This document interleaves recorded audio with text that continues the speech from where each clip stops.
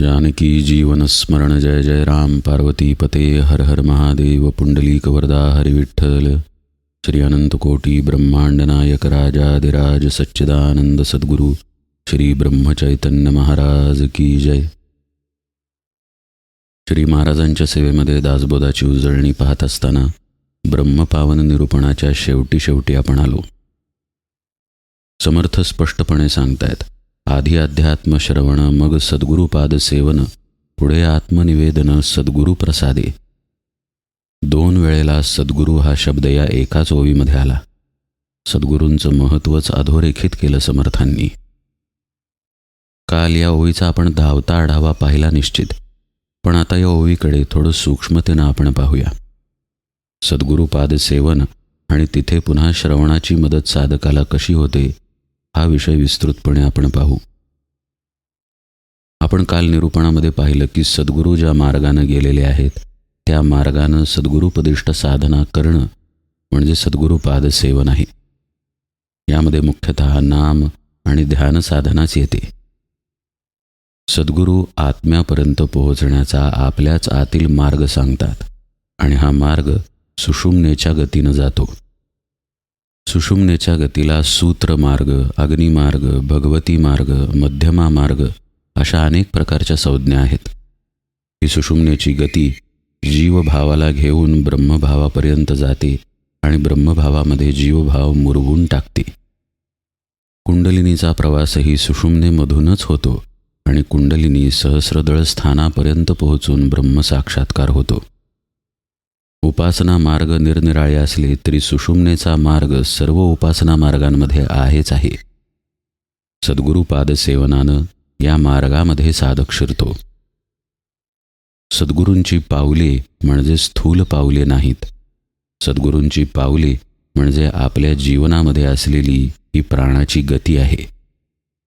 प्राणाची गती आहे म्हणून आपल्या जीवनाला जीवन हा अर्थ आहे। आपल्याला जगण्यासाठी ऑक्सिजन लागतो ना, आणि तो फुफ्फुसात घ्यावा लागतो म्हणजे मनुष्य जिवंत राहतो, इतका साधा अर्थ यामध्ये नाही।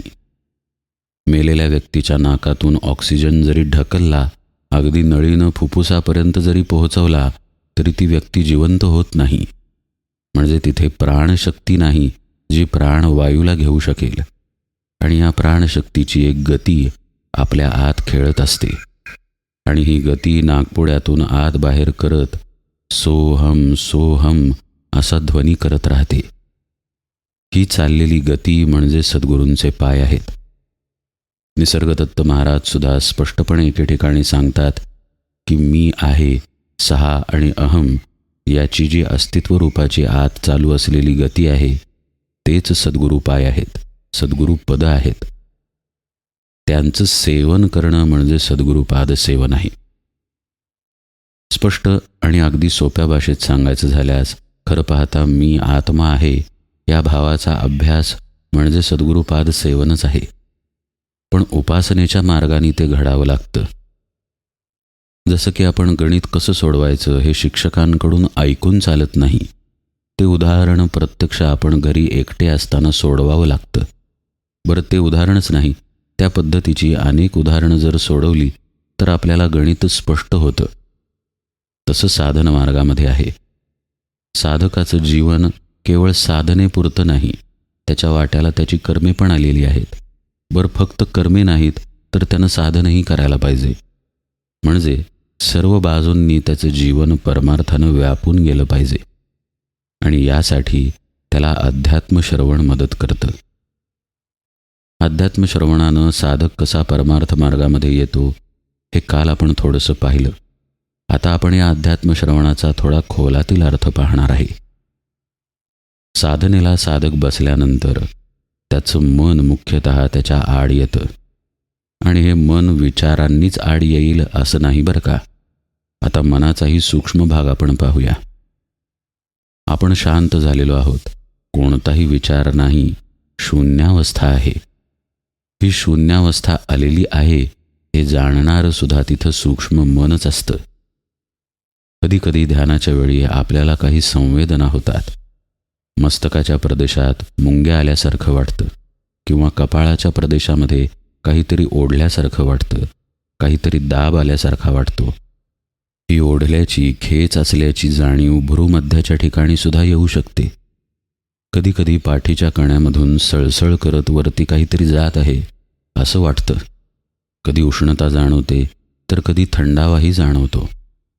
अनेक प्रकारच्या संवेदना साधकाला येऊ शकतात. कधीकधी साधकाचं अंग कापतं, अंगाला घाम सुटतो. कधीकधी मानेला हिसके बसतात, गदागदा मान हलवली जाते. कधीकधी साधक आरडाओरडाही करतो. देहावरील ताबा सुटून देह खाली पडतो. एक ना दोन अनेक प्रकारच्या घटना घडू शकतात, अनुभूती येऊ शकतात. अशा वेळी मदतीला कोण येणार? या गोष्टी सांगायच्या कोणाला? या गोष्टींची शहानिशा कुणाकडून करून घ्यायची? आपण जो प्रवास करत आहे तो योग्य सुरू आहे की नाही हे कुणाला विचारायचं? ज्या काही जाणीवा होत आहेत, भ्रूमध्याच्या ठिकाणी काही जाणवो, नाहीतर अंगाला घाम सुटो किंवा रात्रीच्या झोपेत काही अनुभव येवोत, हे कुणापाशी बोलायचं? तर तिथे सद्गुरू लागतात. या प्रकारचे जे देहावरील ताबा सुटल्याचे अनुभव आहेत ते शक्तिपातामध्ये किंवा कुंडलिनी योगामध्ये जास्त आल्याच्या घटना घडतात. पण त्याचाही काही नेम नाही.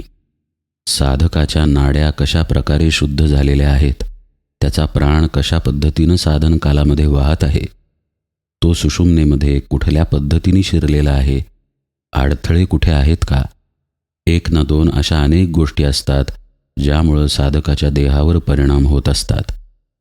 आणि हे सर्व सद्गुरू ओळखून असतात. सद्गुरू शिष्याला पूर्णपणे जाणतात. त्यामुळं सद्गुरूंचं स्थान हे एकमेव असं ठिकाण आहे जिथं साधकाला या शंकांबद्दल, या प्रश्नांबद्दल हितगुज करता येतं. आपल्या मनातील काही शंका असतील तर त्यांची नेमकी उत्तरं सद्गुरूंकडून मिळू शकतात. हे जे काही अनुभव झाले, हे अनुभव नामसाधनेमध्ये येतीलच असं नाही. कधीकधी येतीलही. नाम घेताना आपल्याला उष्णता जाणवू शकते किंवा पाठीच्या कण्यातून काही जात आहे असंही जाणवू शकतं. भ्रूमध्य, कपाळ किंवा मस्तकाच्या ठिकाणीही जाणीवा होऊ शकतात.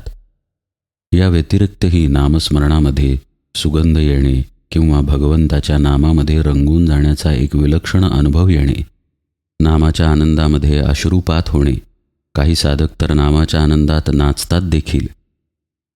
अनुभवांचा आणखी एक प्रकार पाहूया. ध्यानकाली किंवा नामस्मरण करत असताना आपल्याला वेगवेगळी दृश्ये दिसू शकतात. ही दृश्ये कधीकधी दिव्य स्वरूपाची असतात.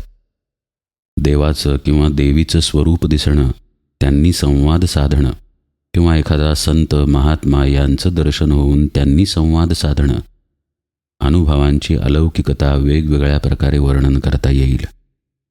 पण इथे या सर्व अनुभवांमध्ये, म्हणजे मगासपासून आपण जे काही अनुभवांचे प्रकार पाहिले त्या सर्व प्रकारांमध्ये एक असा धोका संभवतो की आपण साधना मार्गावरती पुढे गेलेलो आहोत, प्रगती होत आहे असा अभिमान साधकाच्या आत शिरतो. आणि म्हणूनच इथे सद्गुरूंची नितांत आवश्यकता आहे. सद्गुरू वेळोवेळी आपल्याला जमिनीवर आणतात. अनुभवांची तथ्यता आणि अनुभवांचा खोटेपणा आपल्याला स्पष्ट करून सांगतात. पुस्तके जर पाहायला गेलो आपण परमार्थ साधनेवरची, तर त्या पुस्तकांमध्ये अनुभवांचं वर्णन केलेलं आहे. ते वर्णन वाचून त्या पद्धतीचेही अनुभव आपल्या मानसिकतेतून आपल्याला येऊ शकतात. केवळ ते वाचन झाले, त्या पद्धतीचं श्रवण झाले म्हणून ते मनामध्ये राहिलेलं असतं आणि मग ते आपल्यापुढे प्रकाशित होतं. इथेही साधकाची फसवणूक होऊ शकते. आणि दुसरा प्रकार म्हणजे या अमक्या पुस्तकामध्ये हे अनुभव दिलेले आहेत प्रगतीपथावरचे, आता ते मला येत आहेत तर साहजिकच माझी प्रगती आहे असाही ग्रह होऊ शकतो.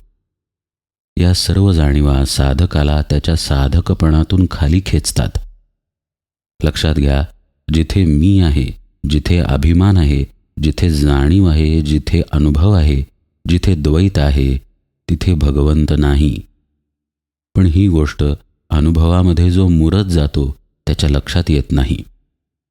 मग अमका संत माझ्याशी बोलतो किंवा मी त्याच्याशी बोलायला लागलो, मग महाराजांनी मला हे सांगितलं, मग अमक्या साधूंनी मला ते सांगितलं, मग स्वामींनी मला अमक्या गोष्टी करायला सांगितल्या. अशा पद्धतीचा भ्रमाचा पसारा वाढत जातो आणि साधकाचं साधन बाजूला पडतं. सद्गुरूंनी जे साधन दिलेलं असतं ते स्वरूपाला ओळखण्यासाठी दिलेलं असतं. अनुभव घेण्यासाठी किंवा कोणत्या साधू संतांशी संवाद करण्यासाठी, देवी देवतांची दर्शनं झाली तर त्या दर्शनात धन्यता मानण्यासाठी दिलेलं नसतं. पण साधकाचं तसं होतं कारण तो अनुभवाच्या प्रांतामध्ये भुलून जातो. म्हणून अध्यात्म श्रवणाला अनन्यसाधारण महत्त्व आहे. एक अगदी छोटीशी घटना आपण पूर्वीही निरूपणात पाहिली आहे. ती म्हणजे गुरुदेव रानडेंच्या बाबतीतील. गुरुदेव रानडेंना स्वप्नामध्ये काही दिव्य अनुभव आले आणि ते अनुभव सांगायला ते त्यांचे सद्गुरू भाऊसाहेब महाराज उमदीकर यांच्याकडे गेले. भाऊसाहेब महाराजांनी मान झटकली, हातही झटकला आणि म्हणाले, स्वप्नच आहे, सोडून दे. म्हणजे हे अध्यात्म श्रवणच आहे जे त्यावेळी गुरुदेवांना घडलं. अशा वेळी तिथे सद्गुरू लागतात शहानिशा करण्यासाठी, तुकडा पाडण्यासाठी की हे खोटं आहे, हा भ्रम आहे, तू लक्ष देऊ नको, यात अडकू नको, पुढे चालत राहा. सद्गुरू निर्भीड असतात, पक्षपाती असत नाहीत, स्पष्ट वक्ते असतात आणि अत्यंत करुणामय असतात. साक्षात परब्रह्म स्वरूप असतात. त्यामुळे त्यांच्यापासून काही लपलेलं असत नाही. त्यांना जर आपण खोटं बोलायला गेलो तर ते आपल्याकडे पाहतील आणि हसतील. त्यातही त्यांना साधकाची दयाच येते आणि ते त्या दयेनं त्या साधकाला पुन्हा जवळ करतात. साधकाचा मात्र असा समज होतो की मी सांगितलेले अनुभव सद्गुरूंना पटले म्हणून तर त्यांनी मला जवळ केलं. सद्गुरूंचा मुख्य उपदेश त्यांच्या अध्यात्मपर निरूपणामध्ये असतो. उपनिषदे, ज्ञानेश्वरी, दासबोध, गीता यांसारख्या ग्रंथांना घेऊन जो ते आत्मज्ञानपर बोध करतात त्यामध्ये सगळं सार साठवलेलं असतं. सद्गुरू ते जगलेले असतात, त्या अनुभूतीतून ते बोलत असतात. त्यामुळे त्याचं श्रवण साधकानं अखंड बाळगलं पाहिजे. तुकाराम महाराज साक्षात्काराचा मार्गच सांगतात. सोडू नये कीर्तन, पुराण, श्रवण, मनन, निधिध्यासन, साक्षात्कार. इतकं स्पष्टपणे तुकाराम महाराजांनी सांगितलं. का तर कोणत्याही वळणावरती आपली गाडी घसरू नये म्हणून. परमार्थ मार्गामध्ये जायच्या आधी पण श्रवण आहे, जाताना पण श्रवण आहे आणि संपूर्ण परमार्थ मार्गातही श्रवण आहेच आहे. श्रवण आपल्याला घसरू देत नाही, जागेवर ठेवतं. अभिमान सूक्ष्म जरी आला तरी श्रवणामधून तो पुसून टाकला जातो. पण जर श्रवणच ठेवलं नाही, आपलेच आपण समज करून घेतले, आलेल्या दिव्य अनुभूतींना खरेपणा दिला तर आपण फसलो. लक्षात घ्या, आत्मनिवेदनापर्यंत सद्गुरूंना शिष्याला घेऊन जायचं असतं. हा प्रवास मात्र शिष्यानं ज्याचा त्यानं करायचा असतो. आत येणाऱ्या अनुभूतींना सत्यत्व दिल्यानं अभिमान जर वाढला तर प्रवास थांबला नाही का? जी गोष्ट टाकण्यासाठी आपण साधना करतोय तीच गोष्ट वाढवली तर साधना कशी झाली? डॉक्टरकडे जाऊन आपण रोगावरील औषध घेतो. एक जंतू शरीरात आहे, त्याला मारायचं आहे म्हणून ते औषध आहे. पण औषध घेत असताना आपण जंतूंनाही वाढवत गेलो तर औषधाचा परिणाम होणार नाही. औषध घेतोय हा भ्रम मात्र पदरात पडेल. असं साधकाचं होऊ नये म्हणून निष्ठेनं, निश्चयानं, प्रयत्नपूर्वक त्याला अध्यात्मश्रवण जपून ठेवावं लागतं. जपून असा शब्द आहे कारण त्या श्रवणाला आपलं मन आणि आपली बुद्धी वेगवेगळे फाटे फोडते. ते हे सांगतात, पण असं असेल तर, पण तसं असेल तर, पण असं कसं, अशा प्रकारचे तर्कबुद्धी काढते. तिथं सावध राहून बुद्धीला थांबवता आलं पाहिजे. हे जर साधकानं केलं नाही तर तो कधी बुद्धीच्या आहारी जाऊन बुद्धिभेद करून घेईल याचा नेम नाही. म्हणून सावध राहून श्रवण करावं आणि श्रवण केलेलं सावधानतेनं जपून ठेवावं. ते श्रवण त्याला साधनेमध्ये दृढ राहायला मदत करतं. एक साधं उदाहरण पाहूया. आपण समजा रोज नामस्मरण करतोय. गेले 5-10 वर्ष नामस्मरणाचा अभ्यास उत्तम सुरू आहे. आज नामस्मरणाला बसल्यानंतर श्री महाराज जणू समोर प्रगट झालेत असं पुसटसं आपल्याला वाटलं. आत अर्थातच आपल्याला आनंदाची अनुभूती आली, कारण आपले गुरु महाराज आलेले आहेत तर आनंद होणारच. आणि मग डोळ्यातून अश्रू व्हायला लागले. एक परमशांती आपल्याला अनुभवाला आली. झालं, या अनुभवातून आपण थोड्या वेळानं बाहेर आलो.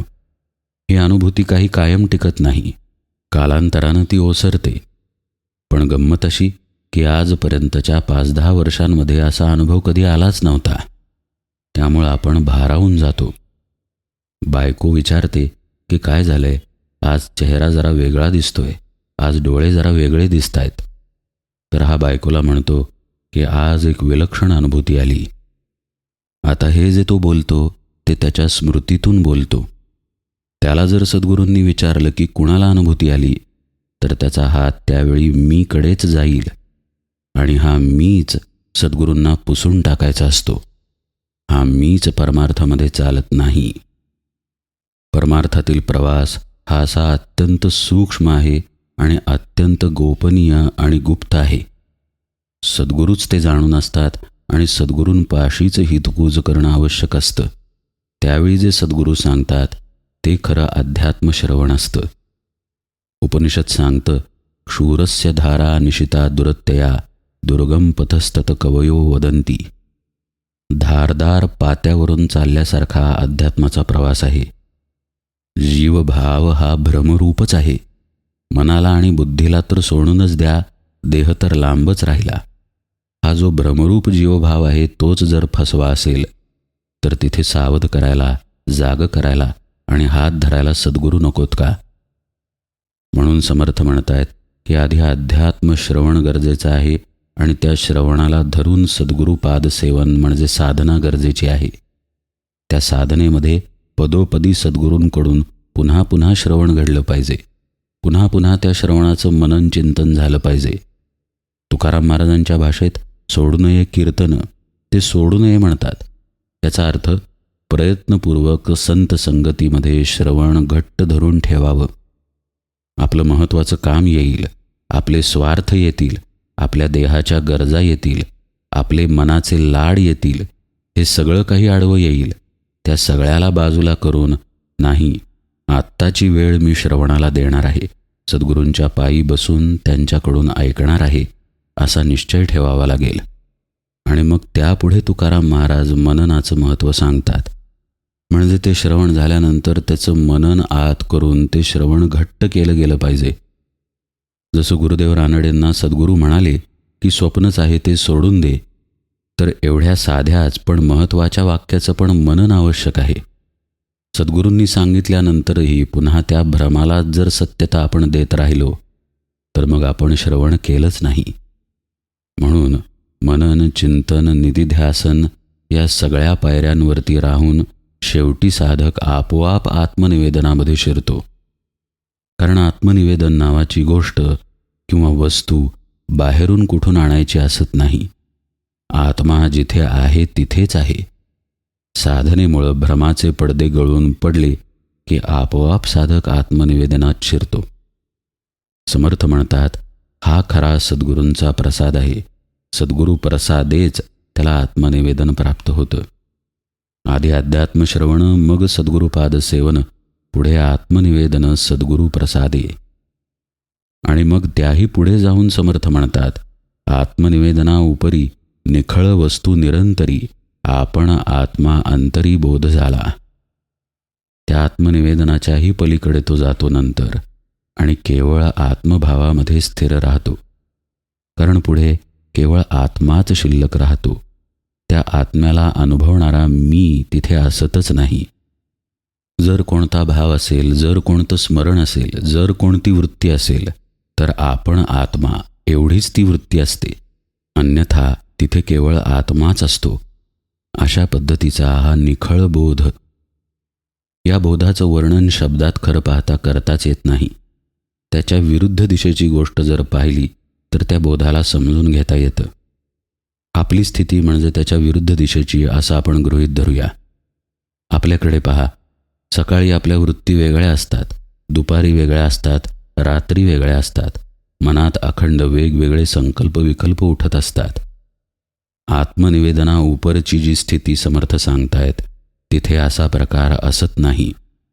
संपूर्णपणे ती आत्मस्थिती त्या महात्म्याच्या ठिकाणी व्यापून असते. पार्था समत्व चित्ताचे तेची सार जाण योगाचे, जेथे मन आणि बुद्धीचे ऐक्य आधी. असं जे ज्ञानेश्वर महाराज म्हणतात ते खरोखर तिथं घडलेलं असतं. अखंड समत्व असतं. मनबुद्धीचा ऐक्य आत्मभावामध्ये झालेलं असतं. मनाचा लयच झालेला असतो. मन नावाचा पदार्थ तिथं असतच नाही. तो केवळ व्यवहारासाठी धारण केला जातो. कोण गोंदवलेकर महाराज असं जर महाराजांना विचारलं तर ते मीच तो असं म्हणतील. पण तो त्यांचा मी आणि आपला मी यात महद अंतर आहे. आपला मी हा खऱ्या देहभावातून आलेला असतो, तर त्यांनी तो मी व्यवहारासाठी धारण केलेला असतो. मीच तो गावचा कुलकर्णी असं ते भाऊसाहेबांना म्हणतील, पण तो मी काही आपल्यासारखा मी नाही. अशी ही आत्मस्थिती आहे. आणि या स्थितीमध्ये मग संसाराचं बंधन उरतच नाही. आणि त्याचाच उल्लेख समर्थांनी पुढे केलेला आहे. आता हा समास संपत आला. शेवटच्या 3-4 ओव्या राहिल्या. पण त्या ओव्यांमध्येही समर्थ आत्मज्ञान म्हणजे काय ते स्पष्ट करून सांगतात आणि नेमकेपणानं भक्ती कशी असते तेही सांगतात. आणि शेवटी सद्गुरूंची आवश्यकता पुन्हा एकदा अधोरेखित करतात. आपण तो सर्व भाग उजळणीमध्ये यथावकाश पाहूया. आज निरूपण सेवेला इथेच विराम देतो. जानकी जीवन स्मरण जय जय राम.